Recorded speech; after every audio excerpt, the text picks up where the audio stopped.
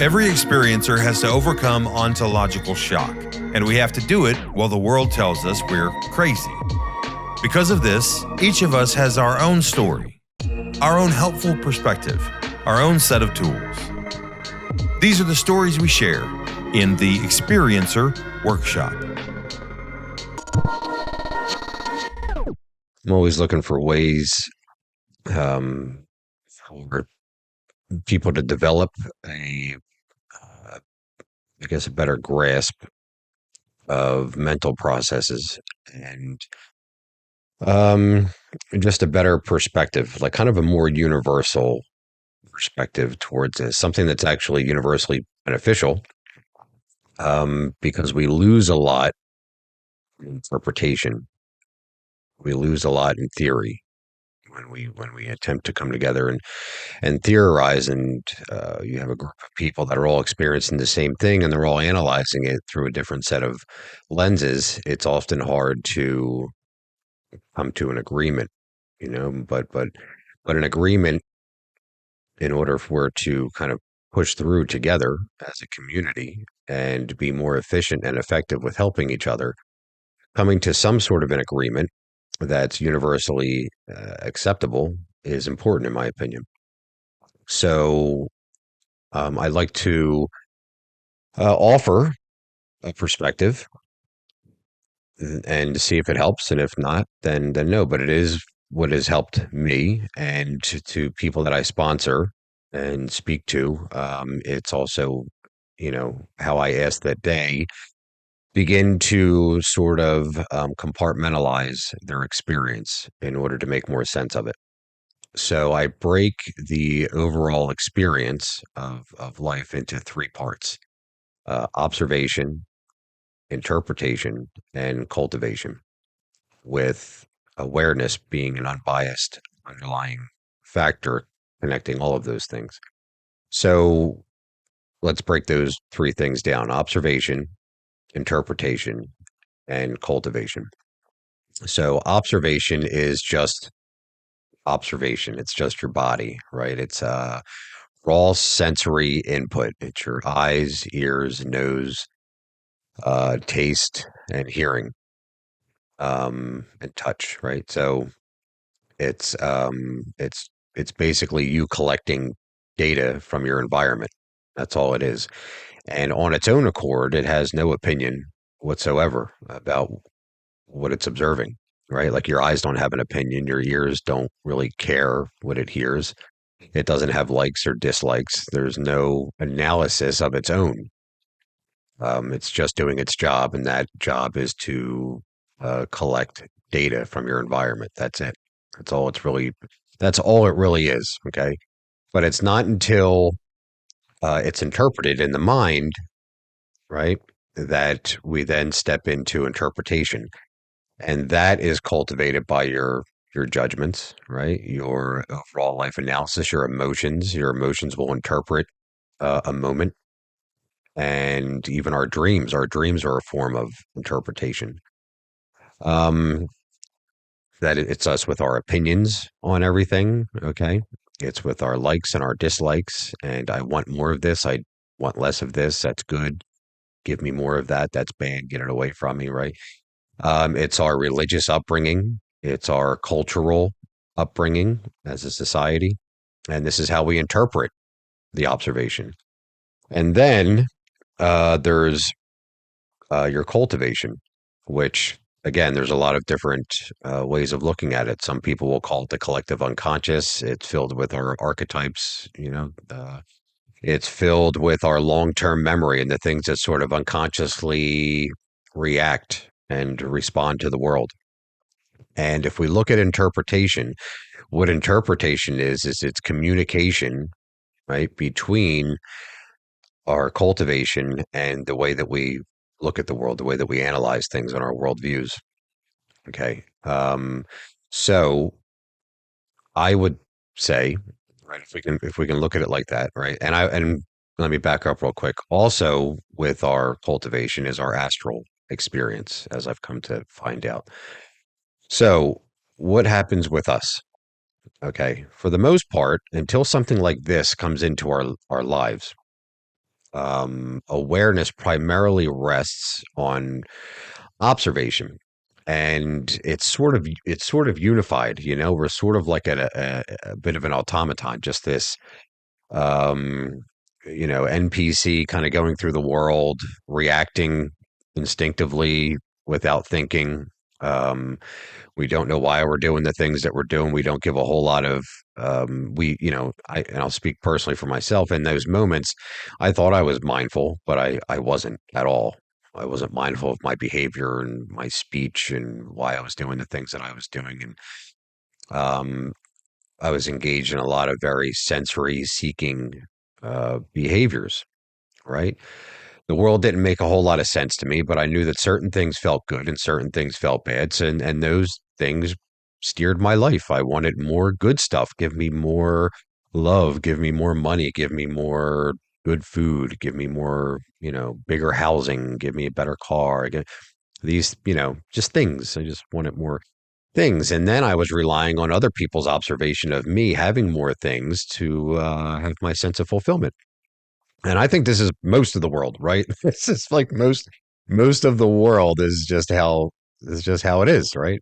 I call it the pyramid scheme. It goes up and doesn't go anywhere, right?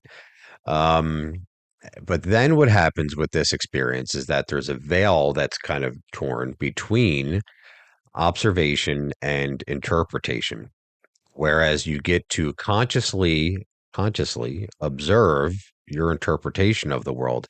And there's also a veil that's torn between interpretation and cultivation, where what you have accumulated so far in your archetypes and your unconscious experience is being thrown into your interpretive field, right? And there's voices there. So now there's this collision where the phenomena and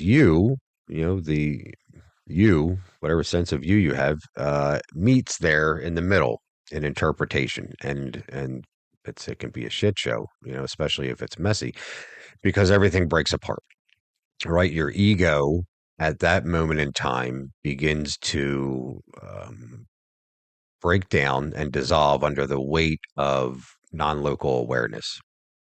Okay. We refer to this as paranoia, but I've developed a very different relationship with paranoia, almost to the point of complete uh, dissolvement. Like honestly don't think I get paranoid anymore. It's just not something I deal with, um, or fears of myself. Like those things just kind of go away. So initially, when it starts, there is the awareness of something else watching. Okay, and we can't explain it.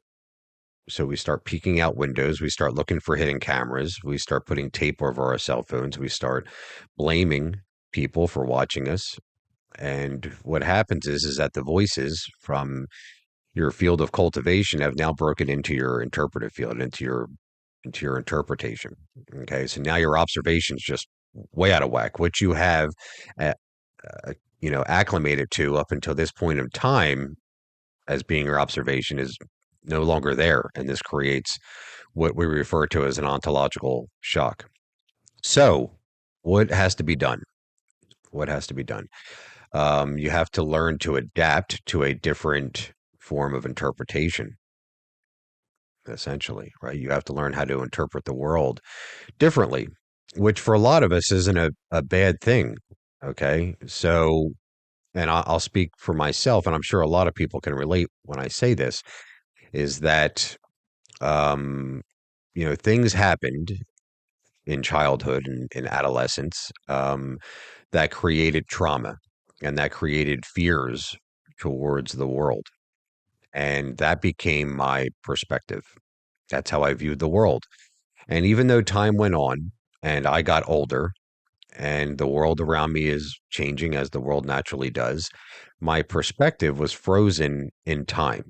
So essentially, my interpretation was stuck in childhood, but my observation was still going forward. And my cultivation was still accumulating, right? So we have a frozen interpretation that is stuck in the past. with an ever accumulated, accumulation of our cultivation and our long-term memory, and new observation coming in all the time. Right now, new observations coming in. Every moment that passes, there is a unique observation that is made. Okay. And that goes for all, 7, 8 billion people on this planet. Um, so you have to meet in the middle. You have to meet an interpretation. Okay. And what this experience will do to somebody is force you to face that stagnant interpretation and perspective that's stuck in time, and disassemble it, face it and disassemble it and destroy it. Hopefully, if you can get out of it, and then it creates a new one. Okay, so now there's this whole new interpretation of the world. It's much different than how I used to view it. Um, and now that's a responsibility, right? Because now this new interpretation that you are cultivating has to be applied to your accumulated cultivation so far. And then now the observation's still the same. Like I said, I'm still observing the world. The world is the world. Okay. But the manner in which I interpret the world is drastically different. And since I'm interpreting it differently, my cultivation now is much different. And that takes time. That may take a few years of constant, balanced interpretation and constant balanced accumulated cultivation. Okay. But that's essentially where we're all meeting at, is cultivating a different interpretation of the world, and hopefully cultivating a positive one, because it's your choice. If you have any power in any of this, it's your perspective over it, right? That's your job. When that veil is torn, it's going to try and hijack your interpretation of the world, and it'll do a damn good job at it. But it's your job to double down on everything, what you view as being right within the world, your hopes, right? What you would like to see the world as, right?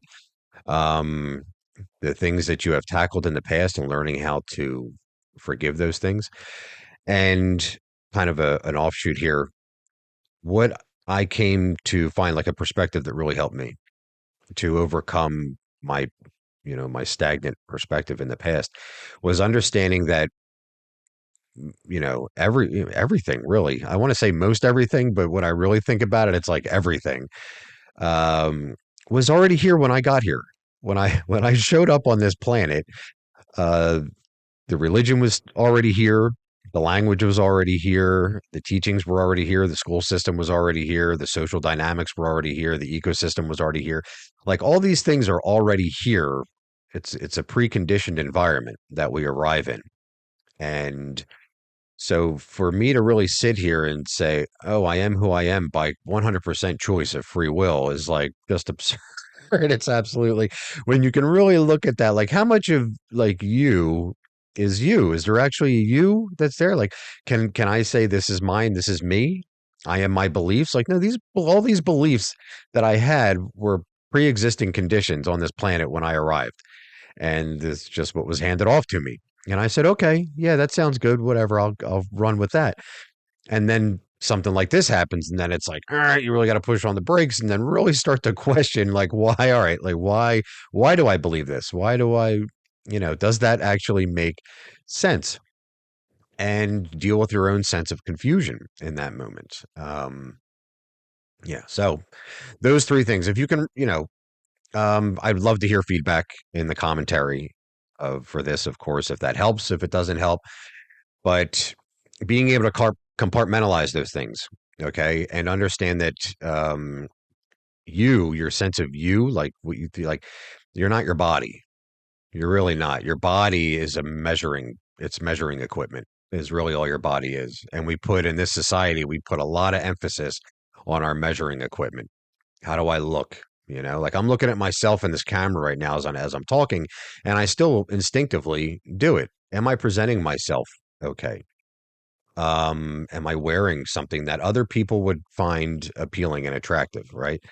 We want to present ourselves appropriately. But that's not who I am. That's just this is my body, and one day it's going to die, and I'm going to leave it behind, as everybody else does, and everybody else always will. I'll die, and I'll leave this thing behind, and then what will be left over, who knows? I struggle with this a lot.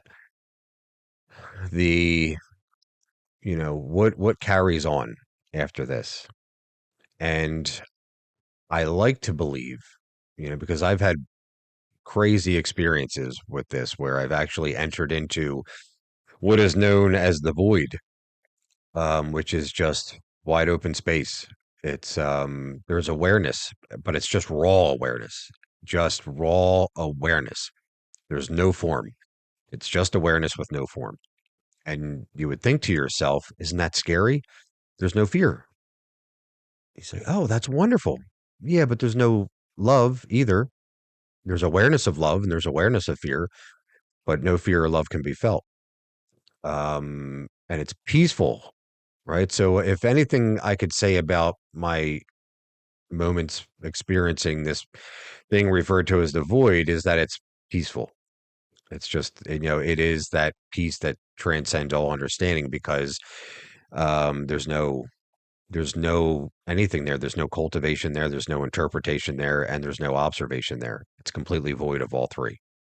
It's just awareness, right? So that awareness is the underlying condition of observation, interpretation, and cultivation.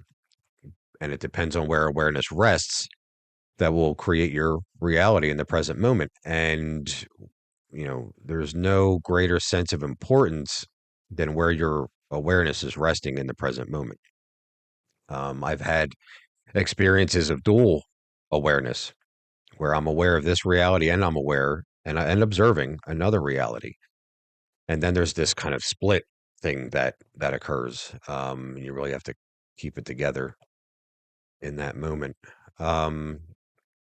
Yeah, I kind of forget what I was saying before that, and that's okay. That's all right. Oh, I was talking about the afterlife. Yeah, I'll keep going with the afterlife. Do I believe that that is the afterlife? Just that's where we're at, and no, because that's awareness. There's awareness of other things as well. And I oftentimes will wonder if what we are creating with our cultivation is what will determine our afterlife, because I've had experiences with astral projection where I've experienced the afterlife of, I guess, Arabians or something like that, where they're all worshiping in a mosque together. And I've been on the astral plane with experience, and I say, well, maybe this is the afterlife, But in Buddhism, it says keep going, go beyond, gate gate paragate parasamgate bodhiswaha. It means go on to the other shore, all hell enlightenment. And if you listen to the Dalai Lama actually speak about gate gate paragate, in some translations, it's actually translated as go beyond, not gone like you're already there. It's a charge. It goes from a proclamation to a charge. Go beyond, keep going. Whatever it is that you think is the stopping point, keep pushing. The main one of the main mottos that has gotten me through this has been, always go higher than the current fear that is pretending to control you, right? Because this is a plane of fear, plain and simple. This earthly presence is suppressed and oppressed by fear. It's like a gravity. I mean, it's just heavy. The fear is heavy at all times. And it's the fear of acceptance. It's the fear of being dissatisfied. It's the fear of public perception. Just life is filled with fear, and there's always that balance between fear and love. And even from like a biblical perspective, you'll see in First John where he says that perfect love has no fear, none whatsoever. And I take that seriously, that in order to come into that perfect love, we have to push through our deepest of fears, and that is what I view God as love. Again, in First John, God is love. And then to reunite with love in the absence of fear is to be at one with God. And that all of this is just an obstacle of fear for us to push through. Yeah. So that's where my head is at when it comes to our purpose here. I believe that our purpose here on this planet is to cultivate higher states of consciousness and to keep going beyond. Always just keep going beyond and push beyond. Whatever fear it is that's attempting to control you, face it, go beyond it. And all right. Well, thank you for taking 20 minutes and listening to me. Have a great day.